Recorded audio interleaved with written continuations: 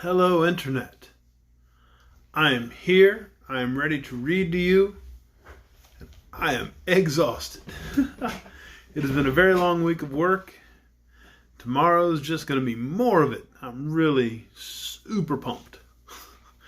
I am whooped tonight. But I am here for Chapter 6 of The Lost Princess of Oz. Another chapter in the Oz saga. The 11th book. Crazy, huh? We're this far in. We're going to read Chapter 6 tonight. You remember last night everybody kind of gathered together at the palace at the Emerald City and they were trying to figure out what do we do? So they all went in different directions. Glinda the Good kind of assigned everybody which way to go, and I think she was going to stay at the Emerald City and see if she could figure out a way to do some magic. But tonight's chapter, Chapter 6, is entitled The Search Party. Next morning, it's not COVID, I promise. Next morning, as soon as the sun was up, Glinda flew back to her castle, stopping on the way to instruct the Scarecrow and the Tin Woodman, who were at that time staying at the college of Professor H.M. Wogglebug T.E. and taking a course of his patent educational pills. On hearing of Ozma's loss, they started at once for the Quadling country to search for her. As soon as Glinda had left the Emerald City, Tik-Tok and the Shaggy Man and Jack Pumpkinhead, who had been present at the conference, began their journey into the Gillikin country. And an hour later, Ojo and Unc Nunkie joined Dr. Pip, and together they traveled toward the Munchkin country. When all these searchers had gone, Dorothy and the Wizard completed their own preparations. The Wizard hitched the sawhorse to the red wagon, which would seat 4 very comfortably. He wanted Dorothy, Betsy, Trot, and the Patchwork Girl to ride in the wagon, but Scraps came up to them mounted upon the Woozy, and the Woozy said he would like to join the party. Now this Woozy was a most peculiar animal, having a square head, square body, square legs, and square tail. His skin was very tough and hard, resembling leather, and while his movements were somewhat clumsy, the beast could travel with remarkable swiftness. His square eyes were mild and gentle in expression, and he was not especially foolish. The Woozy and the Patchwork Girl were great friends, and so the Wizard agreed to let the Woozy go with them. Another great beast now appeared and asked to go along. This was none other than the famous Cowardly Lion, one of the most interesting creatures in all of Oz. No lion had roamed the jungles or plains could compare in size or intelligence with this Cowardly Lion, who, like all animals living in Oz, could talk, and who talked with more shrewdness and wisdom than many of the people did. He said he was cowardly because he always trembled when he faced danger, but he had faced danger many times and never refused to fight when it was necessary. This lion was a great favorite with Ozma and always guarded her throne on state occasions. He was also an old companion and friend of Princess Dorothy, so the girl was delighted to have him join the party. "Oh, I'm so nervous over our dear Ozma," said the Cowardly Lion in his deep, rumbling voice, "and it would make me unhappy to remain behind you while you were trying to find her. But do not get into any danger, I beg of you, for danger frightens me terribly."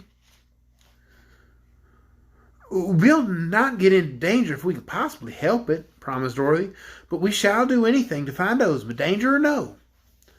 The addition of the Woozy and the Cowardly Lion to the party gave Betsy Bobbin an idea, and she ran to the marble statues at the rear of the palace and brought out her mule, Hank. Hank by name.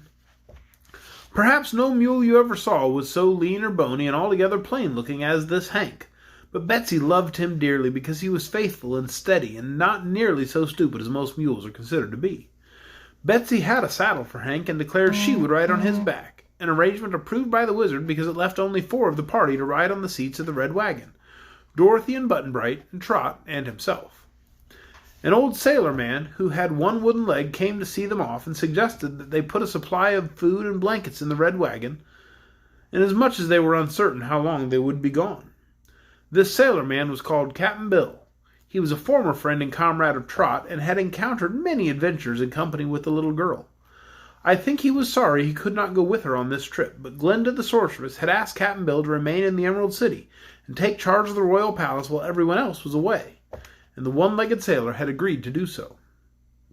They loaded the back end of the red wagon with everything they thought they might need. Then they formed a procession and marched from the palace through the Emerald City to the great gates of the wall that surrounded this beautiful capital of the land of Oz. Crowds of citizens lined the streets to see them pass and to cheer them and wish them success, for all were grieved over Ozma's loss and anxious that she be found again.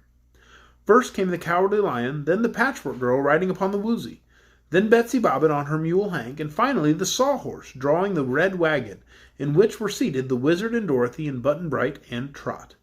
No one was obliged to drive the Sawhorse, so there were no reins to his harness.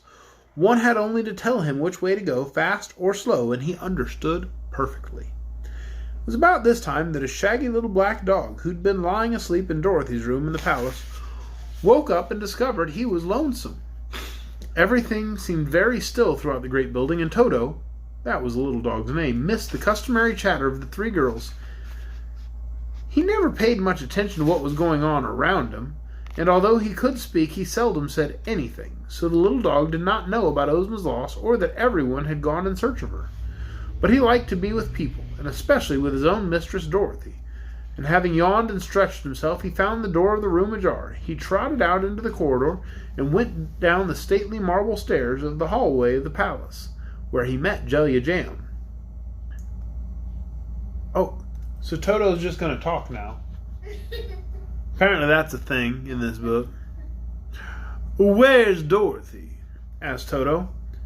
"She's gone to the Winky Country," answered the maid. "When?" "Little while ago," replied Jellia. Toto turned and trotted out into the palace garden and down the long driveway till he came to the streets of the Emerald City. Here he paused to listen, and hearing the sounds of cheering, he ran swiftly along until he came in sight of the red wagon and the Woozy and the Lion and the Mule and all the others. Being a wise little dog, he decided not to show himself to Dorothy just then, lest he be sent back home. But he never lost sight of the party of travelers, all of whom were so eager to get ahead that they never thought to look back behind them. When they came to the gates in the city wall, the guardians of the gates came out to throw wide the golden portals and let them pass through. "Did any strange person come in or out the city on the night before last when Ozma was stolen?" asked Dorothy. "No, indeed, Princess," answered the guardian of the gates. "Of course not," said the wizard. "Anyone clever enough to steal all the things we've lost would not mind the barrier of a wall like this in the least. I think the thief must have flown through the air, for otherwise he could not have stolen from Ozma's royal palace and Glinda's faraway castle in the same night. Moreover, as there are no airships in Oz and no way for airships from the outside world to get into this country, I believe the thief must have flown from place to place by means of magic arts, which neither Glinda nor I understand." On they went, and before the gates closed behind them, Toto managed to dodge through them. The country surrounding this Emerald City was thickly settled, and for a while our friends rode over mostly paved roads which wound through a fertile country dotted with beautiful houses, all built in the quaint Oz fashion. In the course of a few hours, however, they had left the tilled fields and entered the country of the Winkies, which occupies a quarter of all the territory of the land of Oz, but is not so well known as many other parts of Ozma's fairyland. Long before night, the travelers had crossed the Winky River near the Scarecrow's Tower, which was now vacant, and had entered the rolling prairie where few people live. They asked everyone they met for news of Ozma, but none in this district had seen her or even knew that she'd been stolen. And by nightfall they had passed all the farmhouses and were obliged to stop and ask for shelter at the hut of a lonely shepherd. When they halted, Toto was not far behind. The little dog halted too, and stealing softly around the party, he hid himself behind the hut. The shepherd was a kindly old man and treated the travelers with much courtesy. He slept out of doors that night, giving up his hut to the three girls, who made their beds on the floor with the blankets they had brought in the red wagon. The wizard and Button-Bright also slept out of doors, and so did the Cowardly Lion and Hank the Mule. But Scraps and the Sawhorse did not sleep at all, and the Woozy could stay awake for a month at a time if he wished to. So these three sat in a little group by themselves and talked together all through the night. In the darkness, the Cowardly Lion felt a shaggy little form nestling beside his own, and he said sleepily, "Oh, where'd you...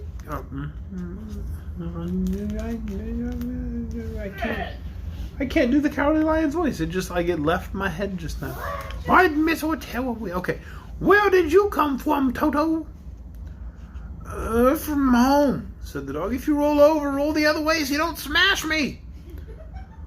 Does Dorothy know you are here? Asked the lion. I believe not, admitted Toto, and he added a little anxiously, Do you think, friend lion, we are now far enough in the Emerald City for me to risk showing myself, or will Dorothy send me back because I wasn't invited? Only Dorothy can answer that question, said the lion. For my part, Toto, I consider this affair none of my business. So you must act as you think best. Then the huge beast went to sleep again, and Toto snuggled closer to his warm, hairy body and also slept. He was a wise little dog in his way and didn't intend to worry when there was something much better to do. In the morning, the wizard built a fire over which the girls cooked a very good breakfast. Suddenly, Dorothy discovered Toto sitting quietly before the fire, and the little girl exclaimed, Goodness me, Toto, where'd you come from? From the place you so cruelly left me, replied the dog in a reproachful tone. I forgot all about you, admitted Dorothy. If I hadn't, I'd probably left you with jelly and jam, seeing as this isn't a pleasure trip, but strictly business. But now you're here, Toto, I suppose you have to stay with us unless you'd rather go back home again. We may get ourselves in trouble before we're done, Toto. Never mind that, said Toto, wagging his tail. I'm hungry, Dorothy. Breakfast will soon be ready, and then you shall have your share, promised his little mistress, who was really glad to have her dog with her. She and Toto had traveled together before, and she knew he was a good and faithful comrade. When the food was cooked and served, the girls invited the old shepherd to join them in their morning meal.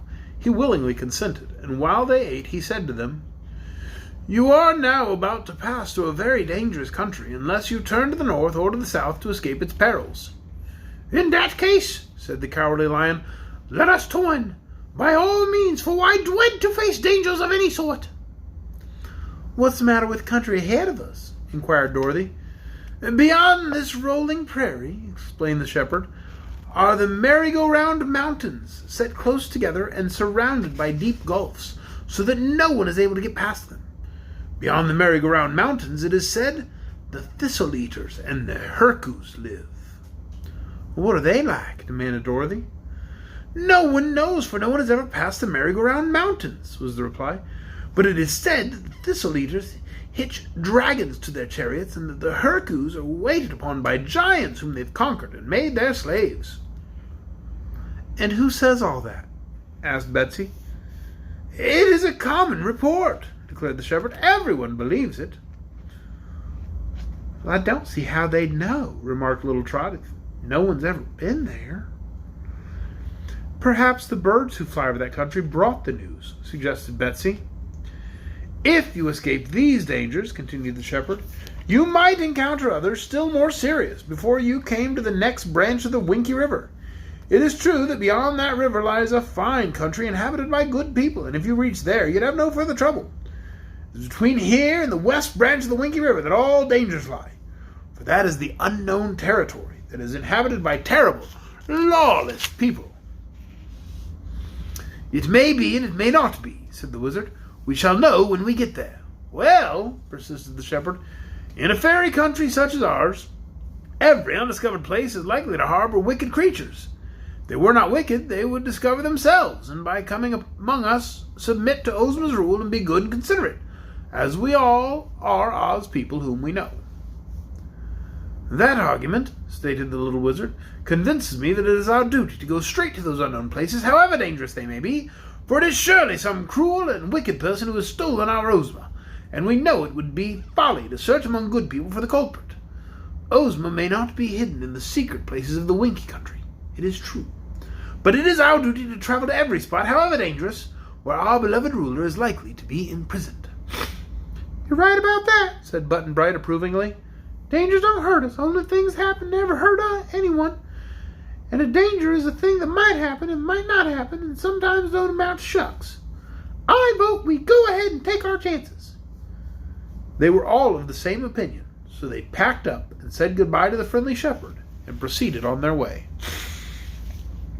Tomorrow night, right here, 8 o'clock, Facebook Live, we're going to read Chapter 7, The Merry-Go-Round Mountains. I hope you'll join us then. Good night, everyone.